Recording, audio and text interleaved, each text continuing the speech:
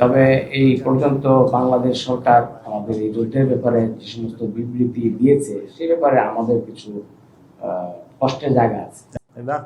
যখন আমরা দেখতে পাই যে স্পেনের মতো আরো অনেক ইউরোপীয় দেশ এবং আমেরিকার ভিতরেও সেখানে জনগণের বিশাল বিশাল মিছিল এবং সেখানেও বিভিন্ন কর্মকর্তারা তারা এই যুদ্ধকে সরাসরি নিন্দাবাদ জানাচ্ছে এবং এটা সমালোচনা করছে।